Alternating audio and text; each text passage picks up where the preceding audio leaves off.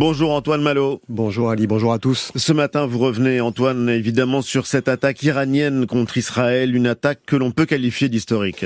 C'est vrai Ali, elle est historique à plusieurs titres, mais d'abord parce que la République islamique a rompu avec le dogme qui était le sien depuis 45 ans, celui de ne pas attaquer directement l'État hébreu. Jusqu'à présent, elle se bornait à actionner ses proxys, ses alliés régionaux, que sont le Hezbollah libanais, les Houthis du Yémen ou le Hamas.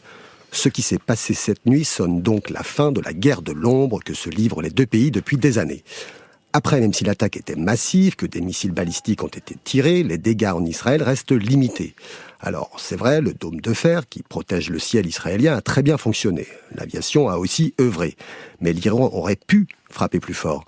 Ce qui est encore plus étonnant, c'est que cette nuit, alors que les drones n'avaient pas encore atteint le territoire israélien, la mission de l'Iran à l'ONU disait déjà que l'affaire était close et l'histoire terminée.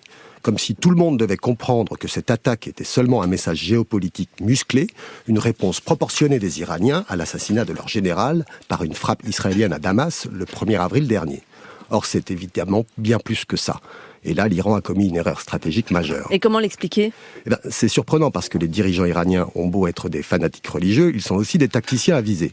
Ils font habituellement une lecture très fine des rapports de force. Ils savent qu'ils ne peuvent pas se mesurer à la puissance qu'ils ont en face d'eux. Cette puissance est celle d'Israël, bien sûr, mais aussi et surtout celle des États-Unis. Peut-être pensait-il en mettant en garde Washington que les Américains n'interviendraient pas. C'est tout le contraire qui s'est passé. Les chasseurs américains ont aidé les Israéliens à éliminer les drones cette nuit. Ils en ont abattu des dizaines au-dessus de l'Irak et de la Jordanie.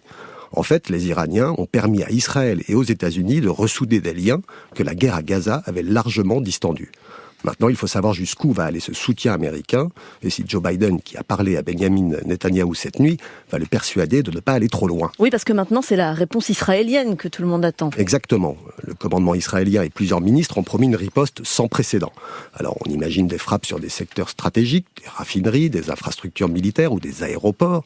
Mais forcément, on pense aussi aux installations nucléaires. Ça fait des années que les responsables israéliens, Netanyahou en tête, disent qu'ils ne permettront pas à Téhéran de se doter de la bombe nucléaire. Or, selon l'Agence internationale de l'énergie atomique, les Iraniens n'en sont plus très loin.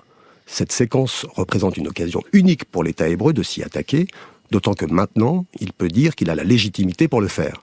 Quoi qu'il en soit, Tel Aviv va répliquer, et le régime iranien a déjà prévenu qu'il réagirait. On entre là dans la mécanique de l'engrenage, et une fois qu'elle est enclenchée, on sait rarement comment l'arrêter. Merci Antoine Malo, c'était Géopolitique, et dans un instant, le grand entretien avec Michel Goya et Bernard Guetta.